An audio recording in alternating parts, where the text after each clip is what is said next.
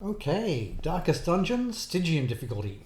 For those that haven't tried Stygian on this game before, it's one of the most brutal gaming experiences you're ever likely to encounter.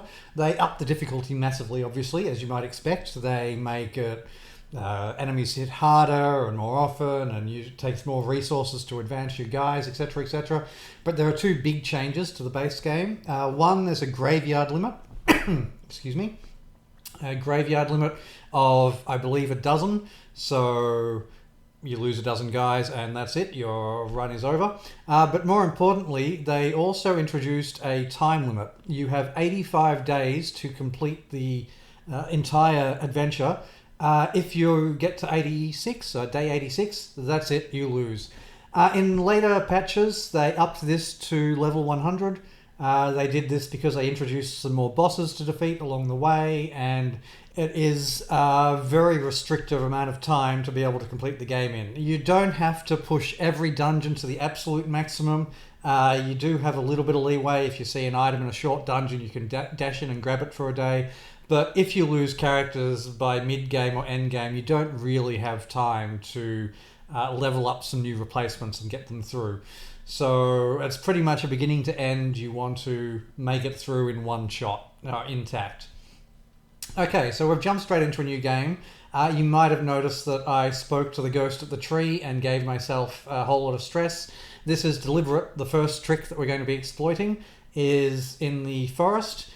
We don't want to win this fight. Now, if you win this fight, you get to town, hooray, you've got two guys, they've got a little bit of XP, and a little bit of XP on those guys is actually really annoying. So when you team up with some new recruits, you'll always be that little bit out of sync with them, which means later on, if you're just good enough to go into a dungeon, the other two members of your team, they won't be good enough. Perhaps the rest of your team is good enough to go into a dungeon now, but now you're too high level for it and won't go in. There are situations where a mismatch of XP is really annoying. So what we're going to do is deliberately lose the first fight.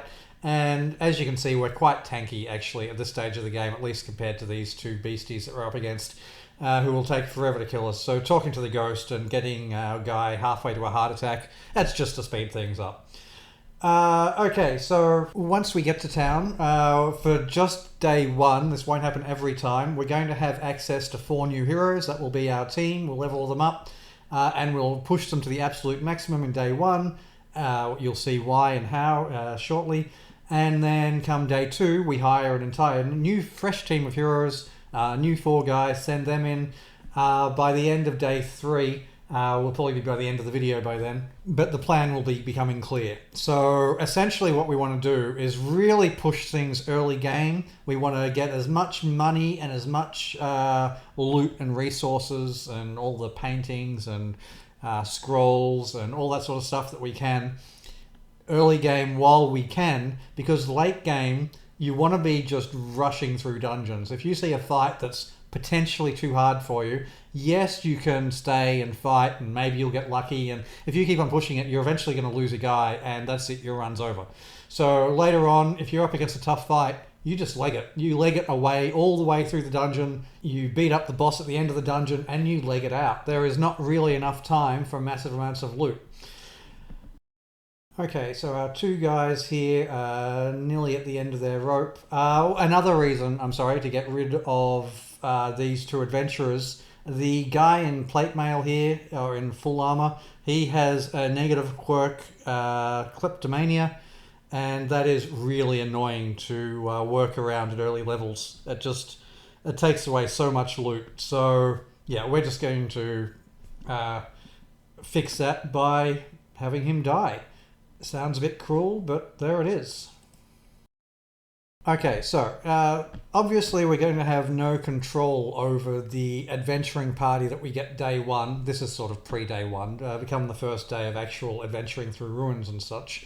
And we have to work around what we get a little bit. If we get all the healing we could want, that's great. We might not have all the stress relief we want. If we get that as well, then that's great, but maybe we don't have the damage. I'll leave it up to you to mix and match your teams. One great thing about this game is that there's not really any wrong skill choices. Every single skill can be incredibly powerful given the right support team.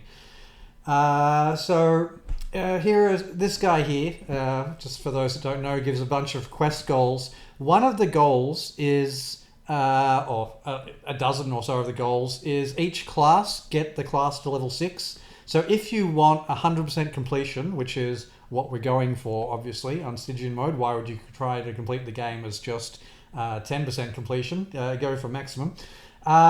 In order to do that, we don't have time to have teams with, say, a priest on every team. We're going to have one priest and that's it. We can actually have a double up of one class on the version that I'm playing, which is a bit of an old version now, I believe. You can have, there are only 11 classes, and so you can have 3 teams of 4 people each, and you can have one double up of your favorite class. But you can't have one on each team, so you're going to have to make do with at least one team of C grade heroes. This is important here, by the way, the Stagecoach network. You absolutely must, for this plan to work, upgrade it twice on day 1. So we're going to the merchant, or whatever you call it, the trader, in order to swap for the materials that we need. That's essential because, again, come day 2, this team will almost certainly be completely out of commission. I've got relatively lucky on these 4 guys. So I've got a healer, which is great because that will keep my health intact for most of the dungeon. I've got an antiquarian, which is going to be great for collecting money. The alchemist here, or plague doctor, I'm sorry, has a blight grenade, which is fantastic for dealing damage to those back lines.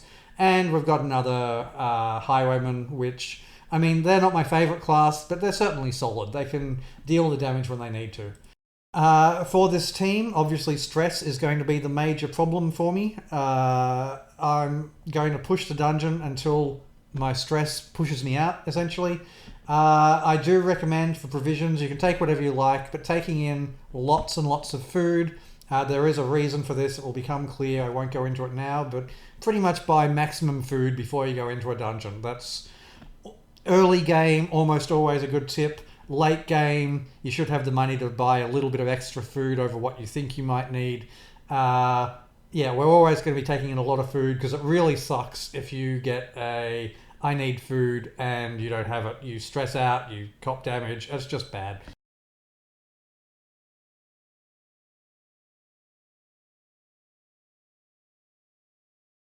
I'm going to speed through the first part of this dungeon on 5 times speed, should do it. There's nothing really special happening, they're just fights. I will point out this little duo of skeletons with clubs. You can find them throughout the dungeon, and they are great for healing up your team because they're going to do minimum damage. Even if they crit, they do barely any damage. You can put your guys, your tanky guys at the front, which is where they can hit. You can heal from behind. And this is where it becomes interesting for the farming. So the plan for our team, we're going to get through the dungeon, but we're not going to leave. We're going to go in and out of corridors repeatedly looking for more fights. So whenever you go into a corridor that's been explored before, there are 4 possibilities. Possibility 1, nothing happens, just the corridor is still empty. Okay, that's actually the most common occurrence. Number 2, a trap can appear on one of the squares. It will show you which square. This is good for stress relief if you've got guys that can disable traps, or later on if you've got a trinket which ups your trap dismantling skill. That's fantastic because it's just a way to stay on top of stress. Number 3, the one that we're after, you can get a fight appear on a square. This can be pretty much any fight in the game, but certain fights are only available if you are in darkness, and I'll talk about that shortly. The 4th option is it looks like the corridor is empty, but one of the squares has been taken with a sort of a trigger, which means that if you walk through that square, your team will need to eat. Now, this does look the same as an empty corridor, so you go out and in, you don't know that you've triggered it.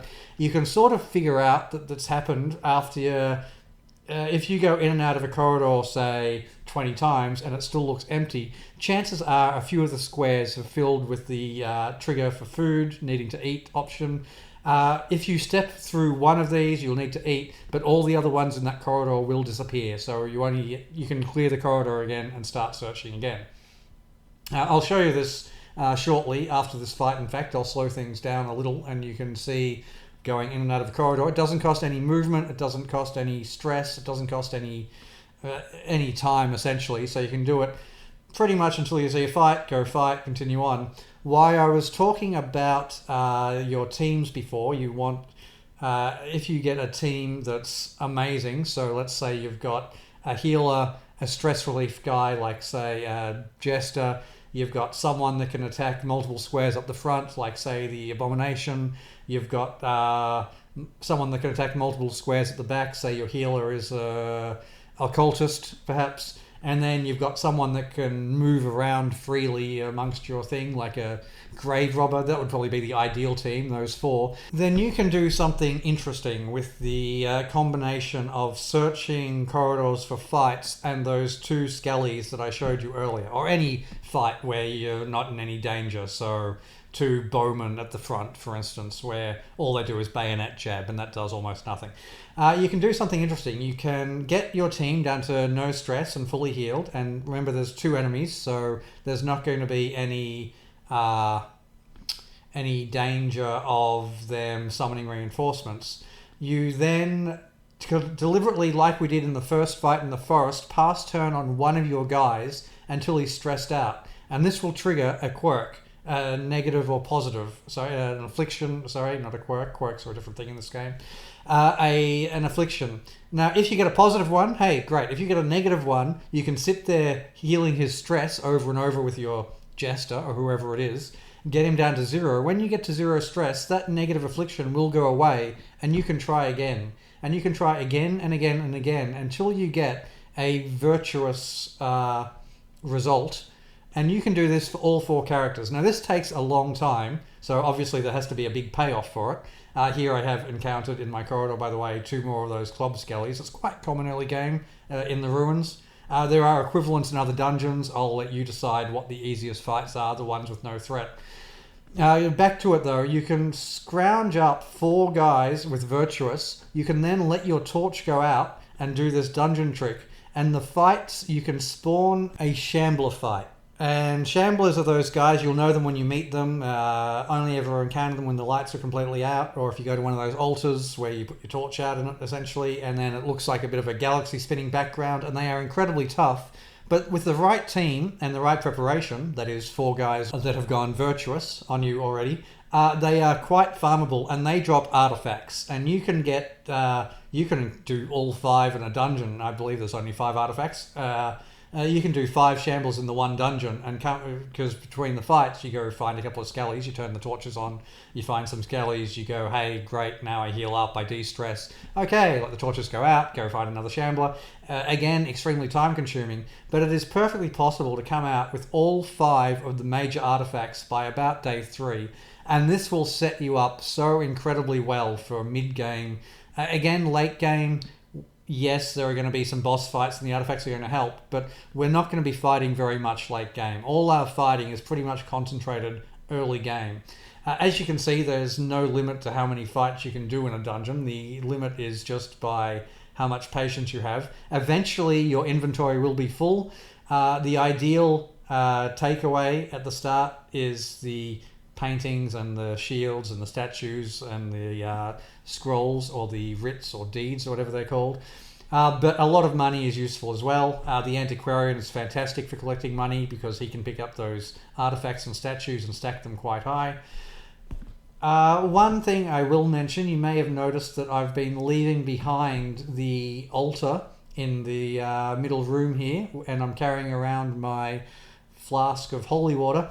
This is because I don't know who's going to need it the most. Quite often things can go wrong. This is not an easy plan to follow through with, because sometimes you get an enemy and they go crit, crit, crit, and you're suddenly in danger. Having that altar, which not only heals quite well but also de-stresses a character, it's just a nice backup. I save those things until you actually need them.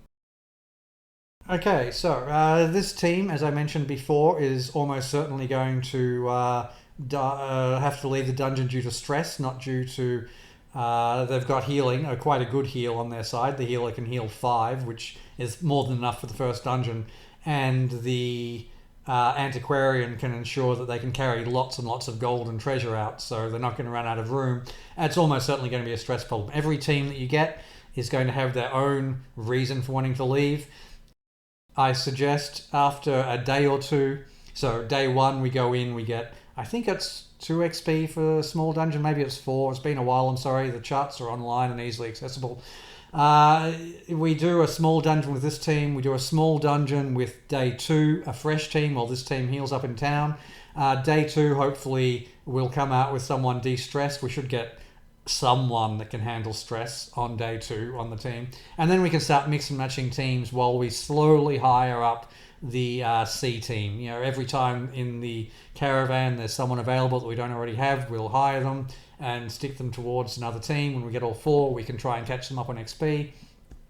Once you've got 3 teams all operating and all on the same level of XP, you can mix and match them as you will. Make one team, I suggest, the Shambler farming team, the A team essentially, and they'll be the team to do the final Darkest Dungeon.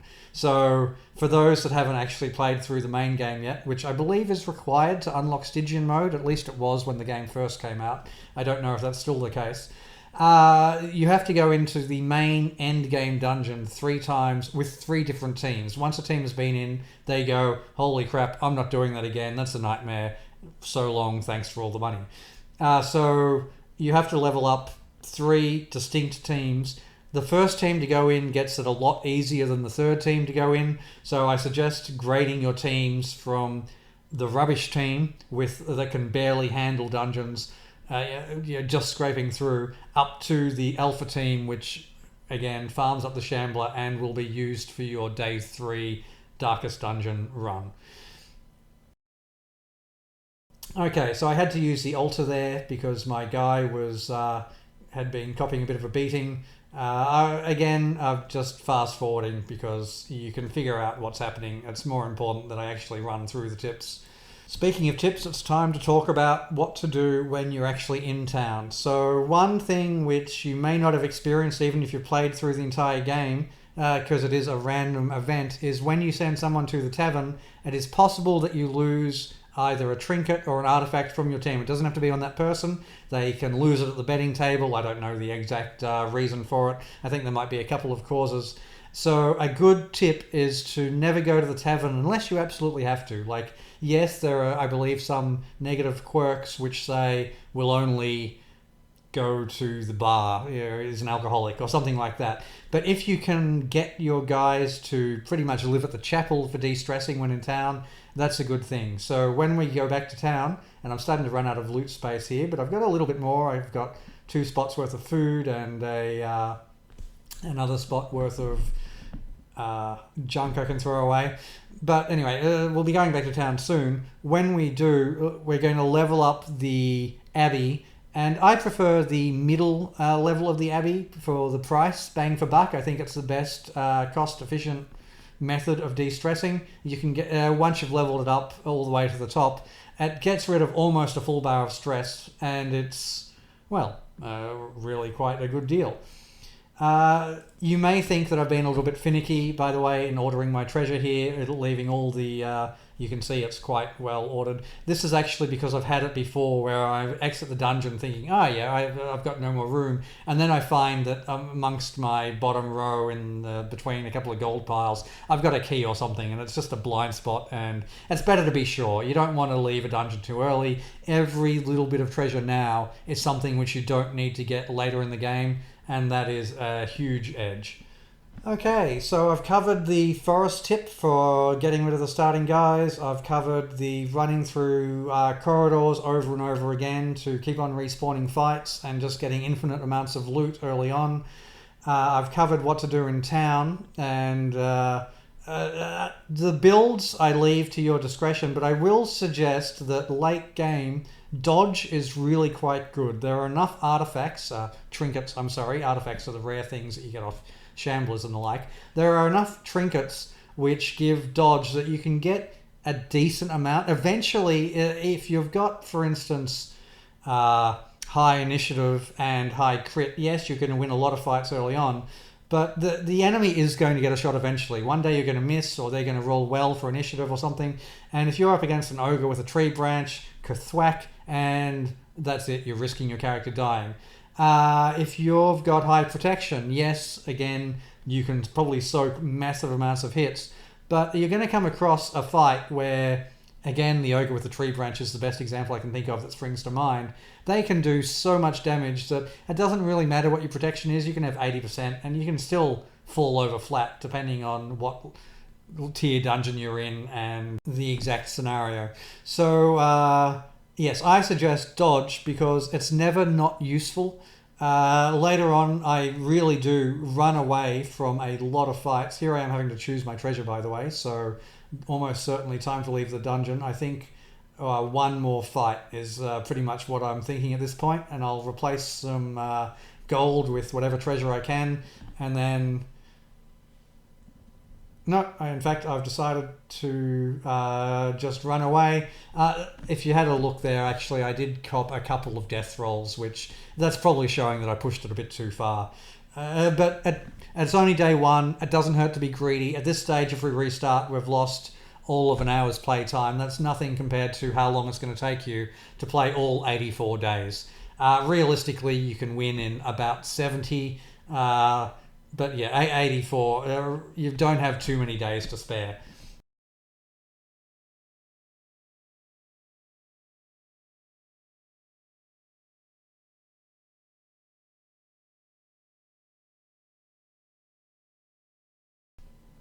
Just going to check out what they got here on the quirks. The yips, that's annoying, but fixable. Not allowed to go to the brothel, that's fine. Again, we don't want to go to the tavern. Not allowed to go to the brothel. Warren's tactician, maybe I'll make a Warren's team. And that melee skills don't matter for my healer, so that was a whole lot of nothing. It's nice to know what skills you've got just to keep on track. There are events which happen in dungeons which allow you to get an almost guaranteed positive or negative quirk, and it's good to know who to give them to, essentially. Okay, so back to town. It's time to go check out what we've got in the stagecoach. Did we get a good team? We got 4 guys that we didn't already have. That's fantastic. That gives us a little bit more leeway for building our final team. This team, going in for day 2, we've got a jester, so we're not going to worry about stress, but we don't have a healer, so health is almost certainly going to be what gets us. So we're going to want to make the fights quick. Again, we want to take in a lot of food. But yeah, we want to hit the enemies fast, hard and fast, save up any healing, use bandages, etc, etc. Okay, off to the Abbey. Again, I was saying I like to upgrade the middle one, the transept. I also do upgrade the bottom one because it's possible that this guy here, who's currently in the cloister, he can take up a really valuable spot sometimes. If you've got only... like he's taking up a spot now and there's only 2 spots left in the Abbey, which means I am going to have to send someone to the tavern. That's day 1. I don't have any trinkets, but it's a very good habit to get into, to never send people to the tavern if you can. I'm going to spend the resources to at the trader here to get what I need to get an extra slot. Again, best bang for buck. We are quite rich at this point, but money really goes away fast on Stygian. I think it could even be up to double as much to equip your guys with armor and weapons and stuff in this compared to the base Radiant mode. So money really does go fast. Conserve it where you can. That's just standard for any sort of game like this, really. Okay, we've got 1 guy that can only go to the prayer hall, so he goes there. 2 guys with the most stress go to the transept, and then I'll send my 4th guy. He could probably get by, honestly, the 4th guy without healing, but because we don't risk anything at this point, because we didn't pick up a trinket in the dungeon, essentially we didn't have a team to farm people that might drop trinkets, we will send him to the tavern just so that he's ready for mix and matching with the leftovers of the day 2 team.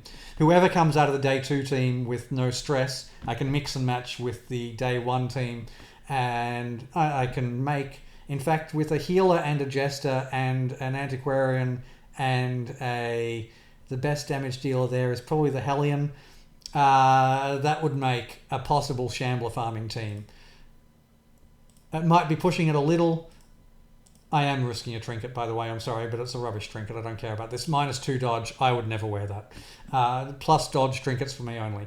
So I could make a Shambler team, and I could get it happening by day 3, which would be great, but it's very time consuming, and at this stage, I've pretty much shown you all my tricks. Going through and having look for trinkets. The other type of trinket, by the way, and here's one here, that I really value are the scouting chance trinkets.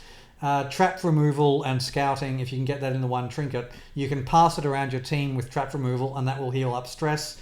And the scouting chance gives you a good chance of finding the treasure rooms, which is a good chance of finding better bang for buck. You can get the things worth 5,000 gold, which you, instead of carrying around 1,000 gold in the spot, you want to come out with as much treasure as possible. That's pretty much it for the entire early game, and as much of the mid game as you feel like pushing. Okay, well, that was a lot. Hopefully there have been at least some tricks in there for people out there that are willing to try Stygian mode. I do find it a bit disappointing, actually, looking around online. You look for people giving tips and it's like, oh, just try this mod that turns off damage, or just complete rubbish cheap like that. If you're needing to use those things for playing the mode, I would recommend this isn't actually the game for you, if that's the case. That might sound a little bit elitist, but if you need to cheat at a game, really, just play a different game. If that starts a debate, then so be it. Anyway, hopefully there have been some tricks that will help you on your journeys. If you've got any questions, feel free to leave them in the comments below, and I promise to get back to you before too long. And otherwise, good luck with your own games, try and stay sane, and see ya.